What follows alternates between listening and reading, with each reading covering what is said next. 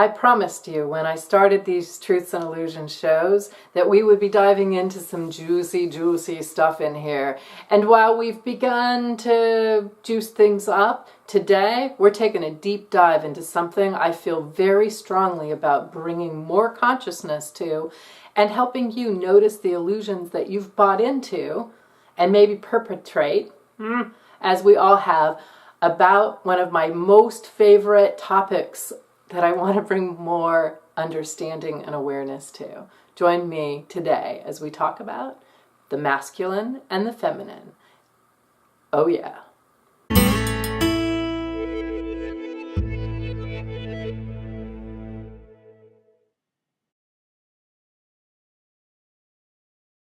Thrilled you're here with me today. I'm Tambra Harck on Tambra TV, and this is a special episode of Truths and Illusions.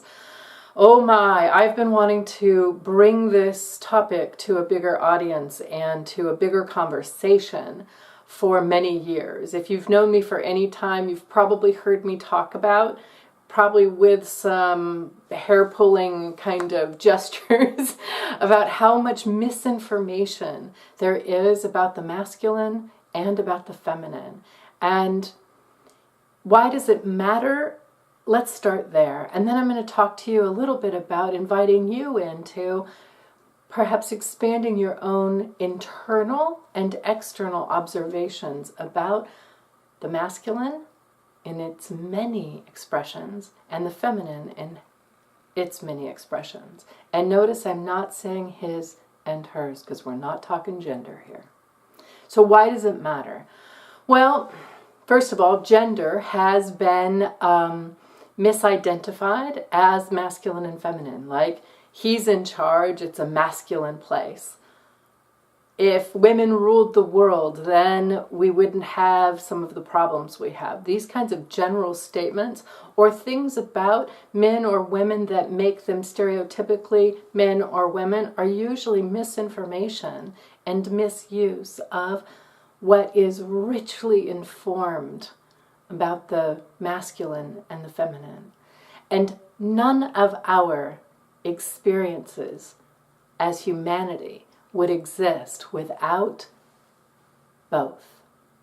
Now, for the last couple thousand years, yes, perhaps as many as 5 or more, but certainly the last 2,000 years, we've lived with this perspective that the patriarchy is the rule. And it has been. Astrologers show us this. Seers throughout time have said this time was coming and would pass. And you may have heard about the age of Aquarius. The shift of what we're experiencing right now is the rise of the divine feminine. But there's this very tricky place that I notice that I and most people I talk to can get stuck in because we are adapted to seeing life through dualities. Whatever is right must have a wrong. Whatever is good must have a bad. There's always some disparity of dualities. And we've taken that to mean the same thing about the feminine and the masculine. So as the rise of the feminine, we have become quite demeaning of the masculine. And in some cases, for really good reason.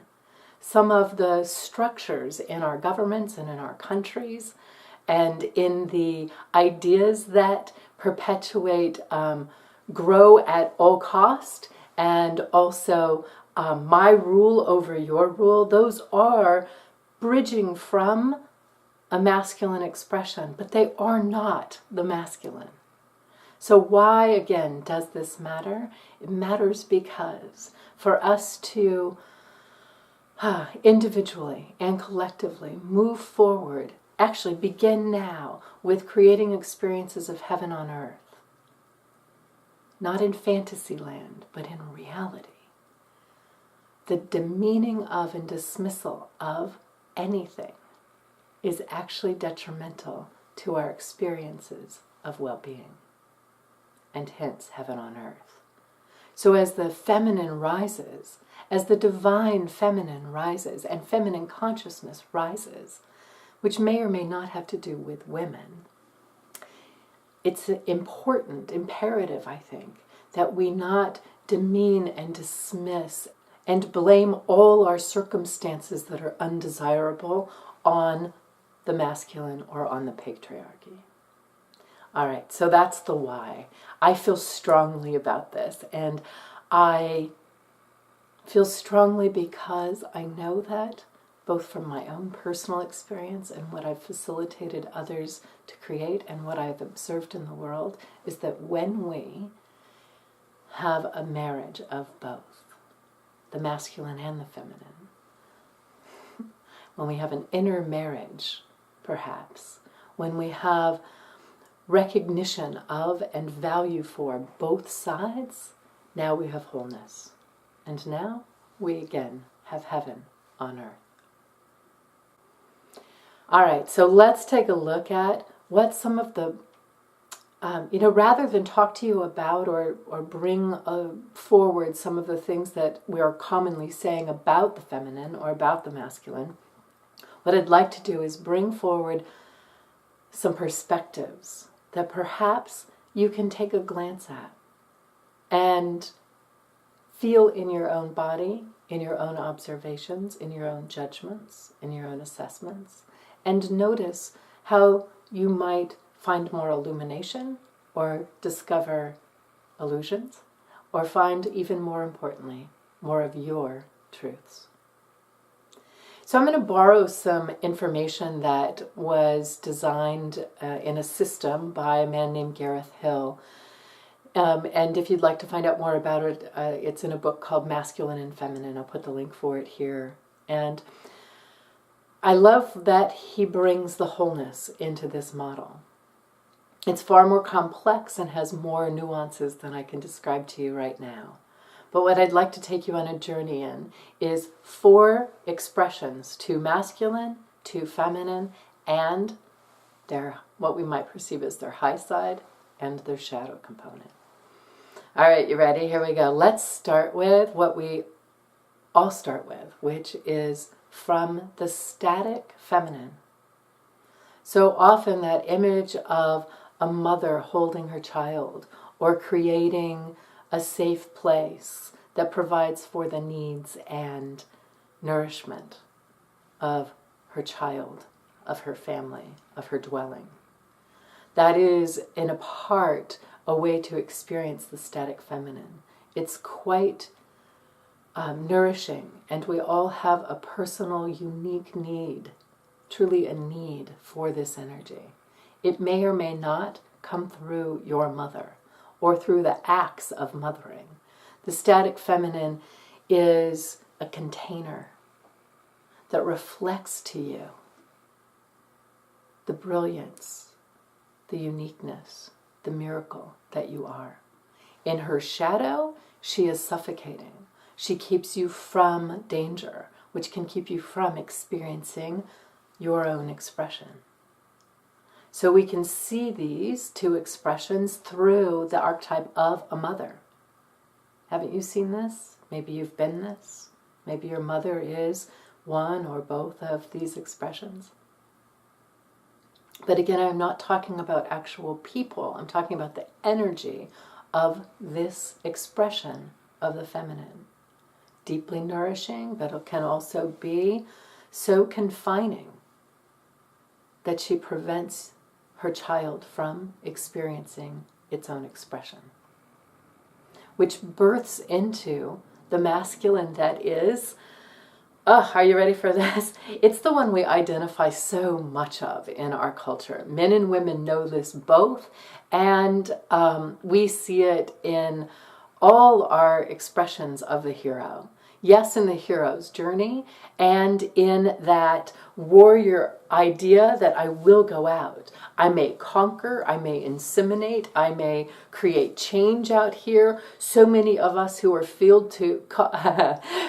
so many of us who are having the experience of being called to change the world, it is often this impetus to ignite from what's Gareth Hill refers to as the dynamic masculine.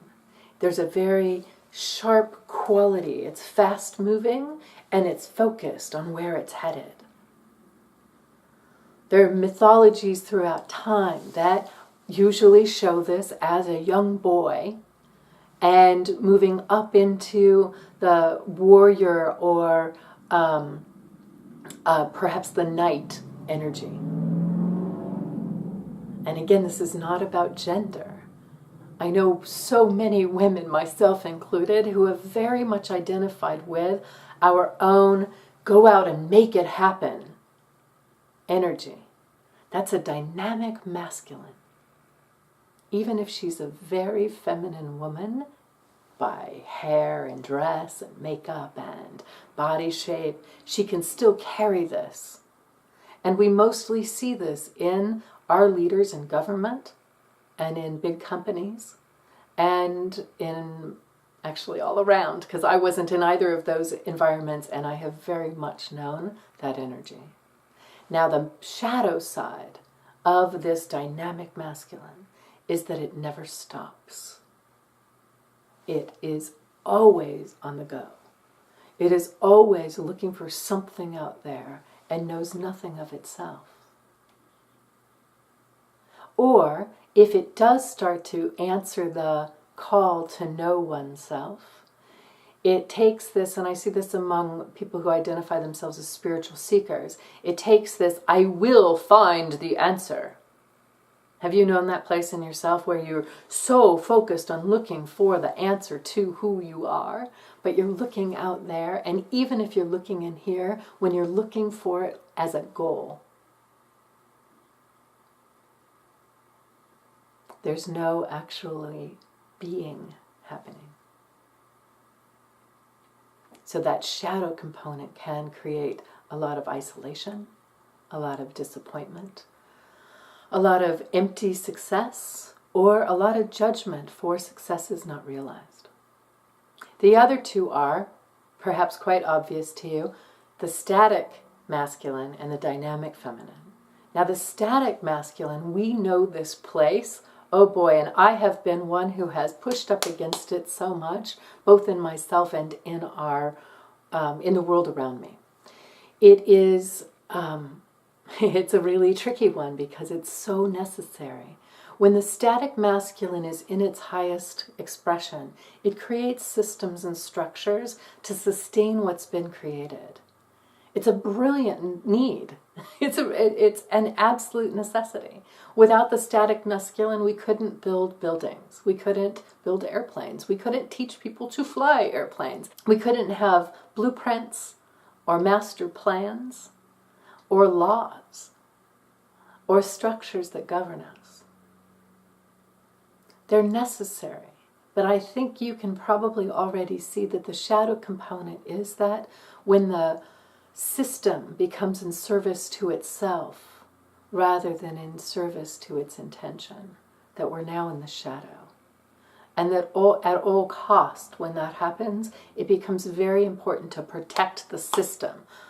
Now, you may have heard this as a simple phrase like, that's not how we do things around here. And I added the little bit of judgment. Could you feel it? I've said it, I've felt it, and I've fought against it. And I imagine you have too. But let's not throw out the static masculine because in its shadow it can be constrictive and prevent us from expression and experience. But rather bring awareness to when are we putting structure over that which it's in service to. And dynamic feminine. Now, that static masculine, not so crazy about the dynamic feminine. I want to say she because this energy is so feminine in its expression in the way that I know it. But we also see and know men around the planet who carry the dynamic feminine in the way that they show up in the world. And one way that we see it is through sex, drugs, and rock and roll. There is that abandonment to the experience, to the ecstasy, which is not to say that there isn't an ecstatic experience available in all four of these components. And the dynamic feminine is, there's a throw caution to the wind quality about this expression. It shows up in the arts It shows up in when we watch musicians, whether it's a classical musician or a rock performer or a great dancer or somebody who's playing the guitar in your living room, and they lose themselves to the music and the expression, and somewhere it goes to another place that never could have happened if they had stayed right with what was written. That's the dynamic feminine coming in and breathing this new or ancient expression through them as the vehicle. It's so necessary, and with all our attention on nurturing and safety, and with venturing out and creating new roads and new conquers, and with all our attention on holding structures to replicate success, our overall culture has been pushing down and pushing aside, to a great extent, the dynamic feminine. But she cannot be contained, although you might contain her in yourself. The shame that can come up when you've had a dynamic expression of yourself, when you've danced with abandon, when you've sung a song and you sang it so much through feeling, and yet you might not have hit the right notes for the whole darn thing. When you've taken a paintbrush into your hand or a shovel out to the dirt, or you have thrown all the structures away and said, I'm going to create because I am made for creation. That dynamic feminine is finding expression through you. And of course, the shadow is quite evident, I think. We can lose ourselves in wanting to replicate that feeling. And it can lead to or express itself through compulsive eating, drugs, sex, compulsions in general. We are dancing in a universe that is perhaps one field of energy, finding its way into expression through many different symbols and archetypes. These 4 archetypes of the masculine and feminine are varied, and they are not collapsed into man and woman. They are not collapsed by our religions or the stories we tell or the mythologies or the fairy tales or the Disneyized fairy tales that we have heard throughout our lives. They are alive in you. And you may notice, as often people share with me when I introduce this to them, that there's certain nuances of any 1 or 2 that you're more familiar with, maybe more comfortable with, and also often those ones that we're more comfortable with are also the ones that the shadow component or the high side is the part we press against. All right, so that's a lot for a Truths and Illusions show. I have nothing to tell you about what you believe. My intention here is to share with you perspective, that you may shine a light into your way of seeing and being in the world, and in that light you might choose more of your own truth. And if you choose your illusions, that you do it with choice. I would love to hear from you about what's up in your awareness as you hear me share these 4 aspects, actually 8 really, each with their shadow, of the masculine and feminine. Are you wondering how you might access a particular expression that hasn't been available to you, but you can see now that perhaps it's exactly what will birth you into a new expression of yourself? Whatever it is that is on your mind, I would love to hear from you about feminine and masculine here on this page. And if you enjoyed this video, if you think that there's someone in your life who would also appreciate what it is, please share it with them. I would love to have an ever-expanding global community who come together for conscious conversation and connections. as we are illuminating our illusions and stepping and living more fully in our own truths. Until next time, my friend, this is Tambra Harck. Be well.